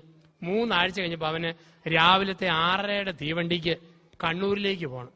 6:30 പോകണമെങ്കിൽ അവൻ 5:30 എഴുന്നേക്കണം. അവന്റെ ജീവിതത്തിൽ 5:30 മണി എന്ന മണി ഇന്ന് വരെ കണ്ടിട്ടേ ഇല്ല. ഭാര്യ വിളിക്കാതെ എഴുന്നേക്കാനും പറ്റിയല്ല. പക്ഷെ എങ്ങനെ കയറി മിണ്ടും? ഇവന്റെ വെള്ളക്കടലാസിൽ ഒരു കത്തെഴുതി കൊടുത്തു. പ്രിയതമേ, നാഴി ഉരി, സ്പൂണെ പോർക്ക്, കപ്പ് സോസർ, തട്ടും മുട്ടും ഉരുമും. ഇതുപോലെ ദാമ്പത്യത്തിൽ ഭാര്യാഭർത്താക്കന്മാര് ഒരസും ഉരുമും ബഹളം ഉണ്ടാകും. കണ്ടില്ല കേട്ടില്ല എന്ന് വെക്കുന്നതിലാ വിജയം. എനിക്ക് നിന്നോട് കയറി മിണ്ടണമെന്നുണ്ട്. പെട്ടെന്ന് മിണ്ടാൻ എനിക്ക് വല്ലാത്തൊരു മനപ്രയാസം തോന്നുന്നു. ഞാൻ മലബാറിൽ പോയിട്ട് വരുമ്പം കോഴിക്കോടൻ അലുവായി മേടിച്ചോണ്ട് വരാം. നമുക്ക് അന്ന് ഇണങ്ങി തുടങ്ങാം. നിന്റെ സ്വന്തം ചേട്ടൻ ഒപ്പ്. എന്നിട്ട് കീഴെ എഴുതി NB. നാളെ രാവിലെ 5:30 ആകുമ്പോൾ ദയവ് ചെയ്ത് നീ എല്ലാ പിണക്കവും മറന്ന് എന്നെ ഒന്ന് വിളിച്ചേക്കണം. നിന്റെ സ്വന്തം ചേട്ടൻ. ഇയാൾ കിടന്നങ്ങ് ഉറങ്ങി. രാവിലെ 9 മണിക്ക് കയ്യേലും കാലിലും സൂര്യപ്രകാശം അടിച്ചപ്പോഴാ ഇയാൾ എഴുന്നേക്കുന്നത്. ഇയാൾ തന്നാലും ഈ മുതുപിശാച് എന്നെ വിളിച്ചില്ലല്ലോ, ഇത്രയും ക്രൂരമായിട്ട് പെരുമാറിയല്ലോ. എഴുന്നേക്കുമ്പോൾ തലയ്ക്കൽ ഒരു ഗ്ലാസ് കട്ടൻ കാപ്പി തണുത്തിരിക്കുന്നു. അതിന് കീഴെ ഒരു കടലാസ്. ഇയാളുടെ അടുത്ത് നോക്കിയപ്പോൾ എഴുതി വെച്ചിരിക്കുന്നു, ചേട്ടാ ചേട്ടാ എഴുന്നേക്ക് ചേട്ടാ, 5:30 ആയില്ലേ, പോകണ്ടേ ചേട്ടാ. അപ്പൊ ആർക്കാ നഷ്ടക്കച്ചവടം എന്ന്? അപ്പൊ മിണ്ടാതിരുന്നാൽ ആണുങ്ങൾക്കാണ് നഷ്ടക്കച്ചവടം. അപ്പൊ കുടുംബം, നമ്മുടെ വീട് ചിലപ്പോഴെങ്കിലും ഒരു സിമിത്തേരി ആയിട്ട് മാറുന്നു. മൗനത്തിന്റെ സിമിത്തേരി ആയിട്ട്, മൗനത്തിന്റെ സിമിത്തേരി. ചില കുടുംബങ്ങൾ നരകമായിട്ട് മാറാം.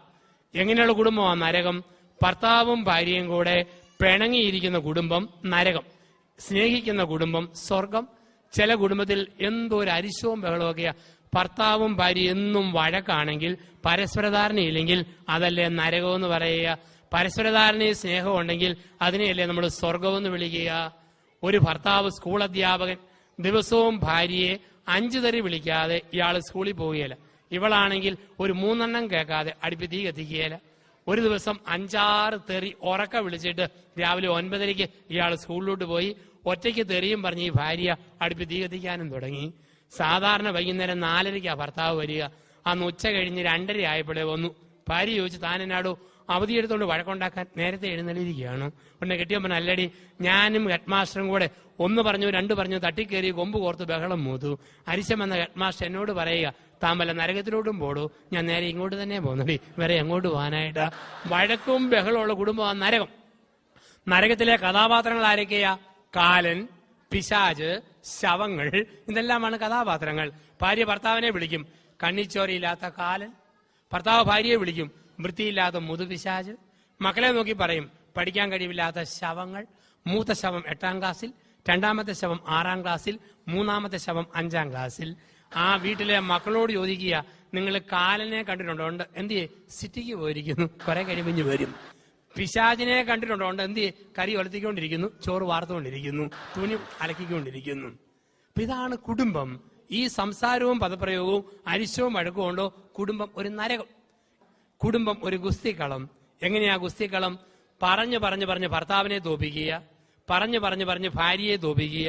വാക്ക് ഫൈറ്റിന്റെ ഗുസ്തിക്കളം പറഞ്ഞു തോപ്പിക്കുക. ചിലയിടത്ത് ശാരീരിക യുദ്ധമാ. ഞാൻ 2 മാസം മുമ്പ് ബാംഗ്ലൂർ സിറ്റിയിൽ ധ്യാനിപ്പിക്കുമായിരുന്നു. അപ്പോൾ ഒരു രാത്രി ഒരു വീട്ടിൽ ഉണ്ണാൻ ചെന്നപ്പോൾ ഭർത്താവും ഭാര്യയും ഇടത്തും വലത്തും വരുന്നു. ഇവൻ ബെർമുഡായും ടീഷർട്ടുമാണ് ധരിച്ചിരിക്കുന്നത്. ഊണ് കഴിഞ്ഞ് പാത്രം കഴിയുമ്പോൾ ഇവൻ ടീഷർട്ട് അങ്ങ് പൊക്കി. ഞാൻ പുറത്തോട്ട് നോക്കുമ്പോഴുണ്ട് 100 മീറ്റർ ഓട്ടത്തിന് കുമ്മായം കൊണ്ട് വരയിട്ടതുപോലെ ഇവന്റെ തൊലി പോയിട്ട് വെളുത്ത 3 വര ഇങ്ങനെ. ഇവൻ പറയും, എന്റെ അച്ഛ, എന്റെ ഭാര്യയോട് പറയണം, ജെസിയോട്, അരിശം വരുമ്പോൾ ഇതുപോലെ മാന്തി പറിക്കരുതെന്ന് അച്ഛനെന്ന് പറഞ്ഞേക്കണം. ഞാൻ ഇവിടെ നഖം നോക്കുമ്പോഴുണ്ട് ട്രാക്കുളയുടെ മൂത്ത പുത്രിയുടെ വിരല് പോലെ ഇങ്ങനെ കൂർപ്പിച്ച് വെച്ചിരിക്കുക. അരിശം വന്നോ മാന്തി പറിക്കുക. കുടുംബം ഒരു ഗുസ്തിക്കളം, ശാരീരിക യുദ്ധം, വാക്ക് ഫൈറ്റ്. 8. ചില കുടുംബങ്ങൾ ചന്തകളാ. എങ്ങനെയുള്ള കുടുംബമാ ചന്ത? ചന്തയിലെ വർത്തമാനം. ഭാര്യയെ ചെറിയ തെറി ഡോസ് കുറച്ച് വിളിച്ച് തെറി വിളിക്കുന്ന ഭർത്താവ്, ഭർത്താവിനെ തെറി വിളിക്കുന്ന ഭാര്യ, മക്കളെ ആണെങ്കിലും ചെറിയ ചീത്ത വിളിക്കുന്ന ഭാര്യ ഭർത്താക്കന്മാര്, അപ്പനമ്മമാര്. അതാണ് കുടുംബം ഒരു ചന്ത എന്ന് പറയുക. അപ്പന്റെയും അമ്മയുടെയും വാക്കും പ്രവൃത്തിയും മക്കൾ കണ്ടുപിടിക്കുക.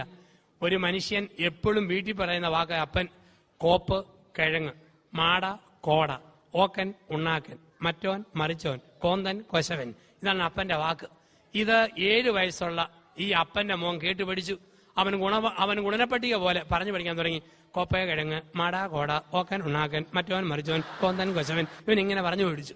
ഇപ്പൊ എടവപ്പള്ളി പെരുന്നാൾ വന്നപ്പം അപ്പന് 75 രൂപ കൊടുത്ത് ഒരു പ്ലാസ്റ്റിക് തീവണ്ടി ഈ മോന് മേടിച്ചു കൊടുത്തു. അവൻ ആ തീവണ്ടി നേരെ നിർത്തി ചൂളം പിടിക്കുന്ന സ്വരം കേൾപ്പിച്ചു, വണ്ടി പോകുന്ന ശബ്ദം കേൾപ്പിച്ചു. അവൻ പറഞ്ഞു, പ്രിയപ്പെട്ടവരെ, നമ്മുടെ തീവണ്ടി കോട്ടയത്ത് നിന്നും ചങ്ങനാശ്ശേരി മാവേലിക്കര വഴി കൊല്ലത്തേക്ക് പുറപ്പെടുകയാണ്. 1ാം നമ്പർ കമ്പാർട്ട്മെന്റിൽ 5 കിഴങ്ങന്മാരും രണ്ടാമത്തെ കമ്പാർട്ട്മെന്റിൽ 3 ഓക്കന്മാരും കയറിയിട്ടുണ്ട്. ഇതാ നമ്മുടെ വണ്ടി പോകുന്നു. ഇവൻ ഊതി ഊതി സ്വരം കേൾപ്പിച്ച് അപ്പൻ അരിശം കൊണ്ട് ചൊറിഞ്ഞ് കയറുക. അപ്പം ഇതാ നമ്മുടെ വണ്ടി ചങ്ങനാശ്ശേരിയിൽ എത്തിയപ്പം 3 ഓക്കന്മാരിറങ്ങിയപ്പം 4 പൊട്ടന്മാര് പിന്നെയും കയറി. ഇതാ വണ്ടി കൊല്ലത്തേക്ക് പോകുന്നു. അരിശം വന്ന അപ്പൻ തീവണ്ടി എടുത്ത് ഒറ്റ ഏർ. അത് 3 കഷ്ണമായിട്ട് പൊട്ടിപ്പോയി. ഇവൻ കുത്തിയിരുന്ന് കരയാൻ തുടങ്ങി. കരഞ്ഞവന് സ്വരം അടച്ചപ്പം അപ്പന് സങ്കടം തോന്നി. അപ്പൻ ചോദിച്ചു, എന്നാത്തിനാടാ കുത്തിയിരുന്ന് മൂങ്ങുന്നത്? അപ്പൻ എന്റെ വണ്ടി എറിഞ്ഞ് പൊട്ടിച്ചില്ലേ, അതുകൊണ്ടാ. അപ്പം പറഞ്ഞു, അഴുക്ക് വർത്താനം പറഞ്ഞിട്ടാ, മേലിൽ പറയാതിരിക്കാമെങ്കിൽ പരിഹാരമുണ്ട്. അവൻ പറഞ്ഞു, അപ്പനാണ് സത്യം, മേലിൽ ചീത്തവാക്കൊന്നും പറയത്തില്ല, പുതിയ ഒരെണ്ണം മേടിച്ചു തരാവോ? അപ്പം പറഞ്ഞു, പുത്തൻ മേടിച്ചു തരാൻ കാശില്ല, പഴയത് പെറുക്കി കൊളുത്തി തരാമെന്ന് പറഞ്ഞ് അപ്പം കുത്തിയിരുന്ന് പെറുക്കി എല്ലാ കമ്പാർട്ട്മെന്റിനെ കൊളുത്തി തീവണ്ടിയാക്കി കൊടുത്തു. പറഞ്ഞു, മോനെ മേലിൽ ചീത്തവാക്ക് പറഞ്ഞേക്കല്. അവൻ പറഞ്ഞു, അപ്പനാണ് സത്യം, പറയത്തില്ല. അപ്പം നോക്കി നിന്നു. അവൻ ചൂളം വിളിച്ചു, വണ്ടി പോകുന്ന സ്വരം കേൾപ്പിച്ചു. അവൻ പറഞ്ഞു, പ്രിയപ്പെട്ടവരെ, നമ്മുടെ തീവണ്ടി ചങ്ങനാശ്ശേരിയിൽ നിന്നും തിരുവല്ല, ചെങ്ങന്നൂർ, മാവേലിക്കര വഴി കൊല്ലത്തേക്ക് പുറപ്പെടുകയാണ്. ഒരു പ്രത്യേക അറിയിപ്പുണ്ട്. ഒരു മറ്റോന്റെ മോൻ കാരണം ട്രെയിൻ അരമണിക്കൂർ ലേറ്റ് ആയി പോയി എന്നുള്ള കാര്യം ഖേദപൂർവ്വം ഞാൻ അറിയിക്കുക. അപ്പൊ എങ്ങനെയാണോ അപ്പൻ അമ്മ, അങ്ങനെ ആയിരിക്കും മക്കളെന്നാ പറയുക. ഞാനൊരു വീട്ടിൽ കയറി ചെന്നപ്പം 3 വയസ്സുകാരൻ പൊന്നരിങ്ങാണം മാത്രം വിട്ട് നൂൽ ബന്ധമില്ലാതെ അച്ഛന്റെ മുമ്പിലൂടെ അങ്ങോട്ടും ഇങ്ങോട്ടും മാർച്ച് ചെയ്യുന്നു. തള്ള പറഞ്ഞു, ചേർക്ക, നിനക്ക് നാണമില്ലേ? ഒരച്ഛൻ വന്ന കണ്ടില്ലേ? അകത്ത് പോയി എന്തെങ്കിലും ഇട്ടുകൊണ്ട് വാടാ. അവൻ പോയി ആഘോഷമായിട്ട് കാലേ 2 ചെരുപ്പ് ഇട്ടുകൊണ്ട് വന്നു. ഇത് മതിയോ? ചില കള്ളുകുടിയന്മാർക്കുണ്ട് ഈ സ്വാതന്ത്ര്യം. ചില കുടിയന്മാരെ കാണാം, തുണി ഒരിക്കലും അരയിലില്ല, എപ്പോഴും തോളയിലാണ് ഇങ്ങനെ ഇട്ടുകൊണ്ട് നടക്കുന്നവരെ കണ്ടിട്ടുണ്ട്. കഴിഞ്ഞ ഈസ്റ്ററിന് പാലാ KSRTC ബസ് സ്റ്റാൻഡിന് മുമ്പിൽ 2 കുടിയന്മാര്, ഒരു മനുഷ്യൻ നൂൽ ബന്ധമില്ലാതെ ജനിച്ച പാടെ കരിങ്കൽ പ്രതിമ പോലെ വഴി സൈഡ് നിൽക്കുന്നു. വേറൊരിടത്തിന് ഒരു തുണി കഷ്ടപ്പെട്ട് ഉടുത്തിട്ടുണ്ടെന്ന് പറയാം, അങ്ങനെ ഉടുത്ത് നിൽക്കുക. അച്ഛൻ മോട്ടോർ സൈക്കിളിൽ അതിലേ പോയി. തുണിയില്ലാത്ത കുടിയൻ ഒരു വികാരം, അവൻ അതുപോലെ നിൽക്കുക. അപ്പൊ മറ്റേ കുടിയൻ പറയടാ, നമ്മളൊക്കെ സഭയുടെ മക്കളാ, പോയത് വൈദികനാ, അല്പം ബഹുമാനവും നാണവും ഒക്കെ വേണം. എടാ പൂസായെന്നും കണ്ട് നിന്റെ നാണം മൊത്തം പോയാലും എനിക്കത് പോയിട്ടില്ലടാ, എനിക്കുണ്ട് നാണമെന്നും പറഞ്ഞ് ഇവന്റേത് പറിച്ച് അവനെ ഉടിപ്പിക്കുന്ന കുടിയൻ. ഇതാണ് സ്വാതന്ത്ര്യം എന്ന് പറയാ. ചില ആണുങ്ങളുണ്ട്, കല്യാണം കഴിച്ചാലും വിവാഹത്തിൽ ബലാത്സംഗം നടത്തുന്നവരാണ്. എങ്ങനെയുള്ള ആണുങ്ങളാ? എപ്പോഴും പകല് മുഴുവൻ പൂരപ്പാട്ട്, നിന്റെ അപ്പൻ ഓക്കൻ, നിന്റെ ആങ്ങള ഊളൻ, നിന്റെ അനീതിക്ക് വട്ട്, നിന്റെ അമ്മയ്ക്ക് പിച്ച്, നിന്റെ കുടുംബക്കാർക്ക് മുഴുവൻ ഭ്രാന്ത്, പകല് മുഴുവൻ കുറ്റം, രാത്രി പൊന്നേ തേനെ പാലേ വെമ്പേ കൂടെ കിടക്കാൻ കൂടെ പാടി, ഇങ്ങനെ വിളിക്കുന്ന ആണുങ്ങളുണ്ട്. അവൻ യഥാർത്ഥ ഭർത്താവ് എന്ന് പറയാൻ പറ്റുകയല്ല. ചില സ്ത്രീകളുടെ ഓർമ്മ 10ഓ 55ഓ വയസ്സ് കഴിഞ്ഞാൽ പിന്നെ ഭാര്യാഭർത്തൃ ബന്ധം പാടില്ലെന്ന. ഒരു സ്ത്രീ പറഞ്ഞു, അച്ഛാ എനിക്ക് 58 വയസ്സ്, കെട്ടിയവൻ 62 വയസ്സായി അച്ഛാവോ. എന്റെ അച്ഛ 62 വയസ്സായെന്ന് പറഞ്ഞാലും ഇപ്പോഴും ഒരു തരി ഗുണാമണ ഇടപാടാച്ചാന്ന് പറഞ്ഞു. അപ്പൊ ആ സ്ത്രീയുടെ ഓർമ്മ 62-ാം വയസ്സിൽ ആണുങ്ങളുടെ വികാരങ്ങൾ തീർന്നു പോയെന്ന്. ഇന്ന് കുടുംബദിനത്തിൽ ഓർക്കുക പ്രിയ സഹോദരിമാരെ, ആണുങ്ങൾക്ക് ശാരീരിക ലൈംഗിക വികാരം എത്ര വയസ്സ് വരെ ഉണ്ടെന്ന് ചോദിച്ചാൽ അച്ഛൻ പറയുന്നതാണ് കണക്ക്. ഇങ്ങനെയുള്ള വികാരം ആണുങ്ങളെ സംബന്ധിച്ച് മരിച്ചു കഴിഞ്ഞ് ഒരു 5 മിനിറ്റ് കൂടെ കാണും. ഇത് മനസ്സിലാക്കിയില്ലെങ്കിൽ കുടുംബ ബന്ധങ്ങൾ തകർന്നു പോകുന്ന അറിയുക. ചില സ്ത്രീകളെ കാണാം, കണക്ക് പറഞ്ഞാണ് ഭർത്താവിനോട് ബന്ധം. ചില സ്ത്രീകൾ പറയും, തിങ്കളാഴ്ച വിശുദ്ധന്മാരുടെ ദിവസം, ചൊവ്വാഴ്ച മോശം ദിവസം, ബുധനാഴ്ച യോസേപ്പിതാവിനുള്ള പ്രത്യേക ദിവസം, വ്യാഴാഴ്ച കാവൽമാലാകാട് ദിവസം, വെള്ളിയാഴ്ച ഉപവാസ ദിവസം, ശനിയാഴ്ച കന്യാമറിയത്തിന്റെ ദിവസം, ഞായറാഴ്ച അവധി ദിവസം, പിന്നെ ഏത് ദിവസമാണ് ഭർത്താവിനുള്ള ദിവസം? ഒരു സ്ഥലത്ത് ഞാൻ പറയും, ഇങ്ങനെ പെണ്ണുങ്ങളുടെ ദിവസം നോക്കിയാൽ ദിവസം നോക്കാത്ത പെണ്ണുങ്ങളെ തേടി ആണുങ്ങള് 10ഓ 150ഓ രൂപയായിട്ട് പോയാൽ ആണുങ്ങളെ പഴിക്കരുത്. അത് കേട്ട പാടൊരു ചേട്ടൻ പറയും എഴുന്നേറ്റിട്ട്, അച്ഛൻ ഏത് കാട്ടിന്നാ വരുന്നതെന്ന് ചോദിച്ചു. ഞാൻ പറഞ്ഞു, എന്നാ അച്ഛാന്ന് ചോദിച്ചു. എന്റെ അച്ഛ പണ്ടാ 150, ഇപ്പൊ 300 പറഞ്ഞു. ഇതാണ് കാലം. 25-ാം വയസ്സിൽ ഒരു സ്ത്രീ മോനെ പ്രസവിച്ചു. മോൻ ഇങ്ങനെ വളർന്നു വന്നപ്പോൾ അപ്പം മരിച്ചു. അമ്മ മോനെ വളർത്തി, എരുമയും പശുവിനെയും വളർത്തി. ഇഷ്ടം പോലെ ഈ പശുവിനും എരുമയ്ക്കും പരുത്തിക്കുരു പുഴുങ്ങി കൊടുത്തു, ഓക്കെ കലക്കി കൊടുത്തു, പിണ്ണാക്ക് കുഴച്ചു കൊടുത്തു, തവിട് അടിച്ചു കൊടുത്തു, ഇഷ്ടംപോലെ പാല് വിറ്റ് കാശുണ്ടാക്കി. ഈ മോൻ ഇങ്ങനെ വളർന്നു വന്നു. അവന്റെ സകലമാന തുണിയും തള്ള അലക്കി കൊടുക്കും. അവന്റെ 25-ാം വയസ്സിൽ അമ്മ ഇവനെ കൊണ്ട് പെണ്ണ് കെട്ടിച്ചു. മിടുക്കി പെണ്ണ്, മാലാക പെണ്ണ്. അവള് വന്നിട്ടും അവിടെ സകലമാന തുണിയും തള്ള തന്നെ അലക്കി കൊടുക്കും. ഒരു പണിയും ചെയ്യേണ്ട. ഈ പരുത്തിക്കുരു പുഴുങ്ങിയത് പശുവിനെടുത്ത് കൊടുത്തോണം, ചോറും കറിയും വിളമ്പി കൊണ്ടുപോകണം, ഒന്നും ചെയ്യേണ്ട. ഇവനോ അമ്മ ഇഷ്ടം പോലെ പണം ഉണ്ടാക്കുക, പൈസ കൊണ്ട് എന്ന് സാധനം മേടിച്ചു കൊടുത്താൽ മതി. പക്ഷെ 6 മാസമായിട്ടും ഇവക്ക് ഒരാഗ്രഹം നടക്കുന്നില്ല. മുട്ടി ഒരുമിച്ചിരുന്ന് ഒരു വാ ചോറുണ്ണണം. ഇവനൊരാഗ്രഹം ഒരു ഉരുള ഉരുട്ടി ഇവിടെ വായി കൊടുക്കണം, അവക്കൊരാഗ്രഹം ഇവന്റെ വായി കൊടുക്കണം. ഇങ്ങനെ അടുത്തിരിക്കുമ്പോൾ തള്ള നടുക്കോട് കയറിയിരിക്കും, ഉരുള തന്നെ പോവും, വാ മാറിപ്പോവും, പിന്നെ എങ്ങനെ കൊടുക്കാനാ? അങ്ങനെ 6 മാസം കഴിഞ്ഞ് ഒരു ദിവസം ഇവൻ 6 മണിക്ക് അങ്ങാടി സാധനം മേടിക്കാൻ പോയി. തള്ള പശുവിനുള്ള പരുത്തിക്കുരു പുഴുങ്ങി വെച്ചു, ഓക്കെ കലക്കി വെച്ചു, പിണ്ണാക്ക് ചേർത്ത് വെച്ചു. ചോറും കറിയും തയ്യാറാക്കി വെച്ചു. അപ്പം തള്ള പറഞ്ഞു, മോളെ ഇത് നീ വിളമ്പി എടുത്തോണം കേട്ടോ എന്ന് പറഞ്ഞു. പെട്ടെന്ന് തള്ളയ്ക്ക് ഒരു തലകറക്കവും തൊണ്ടയ്ക്ക് വേദനയും. തള്ള പറഞ്ഞു, എന്റെ തല കറങ്ങുന്നു, തൊണ്ടയ്ക്ക് വേദന, കാലുറയ്ക്കുന്നില്ല, കിടക്കാൻ പോവാ. അവള് പറഞ്ഞു, അമ്മയ്ക്ക് വിളമ്പി തന്നിട്ട് കിടന്നാൽ പോരെ. എങ്ങനെ വിളമ്പാനാടി, കാലുറയ്ക്കുന്നില്ല. അവൻ വരുമ്പം പശുവിനുള്ള പരുത്തിക്കുരുവ് പിടി എടുത്തു കൊടുത്തോണം, ചോറും കറിയും വിളമ്പി കൊണ്ടോണം, ഞാൻ കിടക്കാൻ പോവാ. തള്ള മുറിക്കകത്ത് കയറി മുറി പൂട്ടി. ഇവള് സന്തോഷം കൊണ്ട് ചാട്ടം ചാടിയിട്ട് പെരയുടെ ഓടും തള്ളിക്കൊണ്ടാ പെണ്ണ് പൊങ്ങിപ്പോയത്. ഇന്ന് മുട്ടിയിരുന്ന് ഉണ്ണാവല്ലോ. പെട്ടെന്ന് കരണ്ട് പോയി, മഴ തുള്ളാൻ തുടങ്ങി. 7:15 ഭർത്താവ് 2 പാക്കറ്റ് ചെറിയ മെഴുകുതിരിയായിട്ട് വന്നു. അവള് പറഞ്ഞു, ചേട്ടാ അമ്മയ്ക്ക് തലകറക്കം, തൊണ്ടയ്ക്ക് വേദന, നമുക്ക് മുട്ടി ഒരുമി ഒന്ന് ഉണ്ണണം. ഇവരെന്ത് ചെയ്തു, 2 ചെറിയ മെഴുകുതിരി മേശപ്പുറത്ത് കത്തിച്ച് വെച്ചു. മെഴുകുതിരി കത്തിച്ച് പുറത്ത് ചെന്ന് 2 മാങ്ങ തല്ലി താഴെ ഇട്ടു. തേങ്ങ ഉടച്ചു, മുളക്, ഉള്ളി, തേങ്ങ, ഈ മാങ്ങ ഇതെല്ലാം കൂടെ നല്ല ചമ്മന്തി ഉണ്ടാക്കി പാത്രത്തിൽ നിരത്തി വെച്ചു. മേശപ്പുറത്ത് എടുത്തു വെച്ചു. 1 കുടം വെള്ളം കൊണ്ടുവന്ന് വെച്ചു. 2 ഗ്ലാസ് അടുപ്പിച്ച് വെച്ചു. 2 പ്ലേറ്റ് ഉരുമിയിട്ടു. 2 കസേര ഒന്നിനുമേൽ ഒന്നായിട്ട് മുട്ടിച്ചിട്ടു. എന്നിട്ട് 2 പേരും കൂടെ മങ്ങിയ തിരിയും കൂടെ അകത്ത് ചെന്ന് 1 കലം ചോറ് കൊണ്ടുവന്ന് വെച്ച് വിളമ്പി ഉണ്ണാൻ തുടങ്ങി. 8:30 മുതൽ 10:30 വരെ ഇവനെ നുരുട്ടി ഇവിടെ വായിൽ, ഇവിടെ നുരുട്ടി ഇവന്റെ വായിൽ, ഇടയ്ക്ക് സപ്പോർട്ടായിട്ട് തേങ്ങാ മാങ്ങ ഉള്ളി ചമ്മന്തി നാക്കേലും അണ്ണാക്കേലും തേച്ചു കൊടുത്തു. അങ്ങനെ 10:30 വരെ ഉണ്ടു. 10:30 ആയപ്പോൾ അവസാനത്തെ ചോറും തീർന്നു, അവസാനത്തെ ചമ്മന്തി തീർന്നു, അവസാനത്തുള്ള വെള്ളവും തീർന്നു. കൈ നീട്ടി പഠിച്ച് നോക്കി ഏമ്പക്കവും വിട്ട് ഇവർ എഴുന്നേറ്റ് പോകുമ്പോൾ ഈ മരുമോള് പ്രാർത്ഥിച്ചു, ദൈവമേ അമ്മായിമ്മ മരിച്ചില്ലേലും തൊണ്ടയ്ക്ക് വേദന 1 മാസക്കാലം തുടരണേ. തള്ള സുഖമായിട്ട് കിടന്നുറങ്ങി. രാവിലെ നല്ല കതിനാക്കുറ്റി പോലെ തള്ള ചെയ്താ പൊങ്ങി വരുന്നു. അമ്മയ്ക്ക് ഏറ്റവും ഇഷ്ടപ്പെട്ട സാധനമാണ് പഴയ കഞ്ഞിക്കകത്ത് മോര് ഒഴിച്ച് മുളകും ഞരടി കരിവേപ്പിലയും തിരുമ്മി കഴിക്കാൻ. തള്ള വെച്ച് പഴയഞ്ചോറുണ്ടോ ഓടി. എന്റെ അമ്മ മുഴുവൻ തീർന്നു. എന്നാ വട്ടിവയറാടി, 1 കരം ചോറ് മൊത്തം തീർന്നു. എന്റെ അമ്മയെ മുട്ടി ഉരുമി ഉണ്ടപ്പം തീർന്നെന്ന് പറഞ്ഞാൽ മതിയല്ലോ. എന്നാ നീ പോയി കുറെ ഉണക്ക ഓല കൊണ്ടുവരാൻ പറഞ്ഞു. ചൂട്ട് അടുപ്പി തീ കത്തിക്കാൻ വേണ്ടി, കാപ്പി അനത്താൻ വേണ്ടി. ഇവിടെ ഉണങ്ങി ഓല പെറുക്കാൻ പോയപ്പോഴത്തേക്കുണ്ട് 20 മിനിറ്റ് കഴിഞ്ഞ് ഓല കൊണ്ടുപോയിട്ടു. തള്ള പറഞ്ഞു, എന്ന് മുതലാടി നീ എന്നോട് നുണ പറയാൻ തുടങ്ങി. എന്നാ അമ്മേ നീലടി പറഞ്ഞ മുഴുവൻ തീർന്നു. അതെ, എവിടെ ആടി മുഴുവൻ തീർന്നു, ഇങ്ങോട്ട് വാടി. ചോറും കലത്തിന് മൂടച്ചട്ടി പൊക്കിയപ്പം 1 കലം ചോറ് അതുപോലെ ഇരിക്കുന്നു. തലേ രാത്രി സ്നേഹത്തിന്റെ തിരതള്ളലിൽ ഈ തേങ്ങാമാങ്ങ ചമ്മന്തി കൂട്ടി കഴിച്ചു തീർത്തതാ. പക്ഷെ എന്നാ പറ്റി, മുട്ടി ഉരുമി മങ്ങിയ വെട്ടത്തിൽ വിളമ്പിയത് അറിഞ്ഞില്ല, കലം മാറിപ്പോയി. പശുവിന് കൊടുക്കാൻ പുഴുങ്ങി വെച്ച പരുത്തിക്കുരുവിന്റെ കലവാ കോരി വിളമ്പിയതും ഉരുട്ടി ഉണ്ണുന്നതും അടിച്ചകത്തോട്ടാക്കുന്നതും. അതുകൊണ്ടാണ് പറയുക, ദമ്പതിമാരെ നിങ്ങൾ പരസ്പരം സ്നേഹിക്കുവാൻ. സ്നേഹം ഉള്ളിടത്ത് രുചിഭേദം അറിയുകയില്ല, ഭാരം അറിയല, കുരിശറിയല, ഒന്നും അറിയല. അവിടെയാണ് പറയുക, ഭാര്യ ഭർത്താവിനെ സ്നേഹിക്കണം, ഭർത്താവ് ഭാര്യയെ സ്നേഹിക്കണം. അങ്ങനെ സ്നേഹിക്കുന്ന ഒരു കുടുംബമായിട്ട് മാറുവാൻ ദൈവമായ കർത്താവ് നമ്മളെ വിളിക്കുന്നു.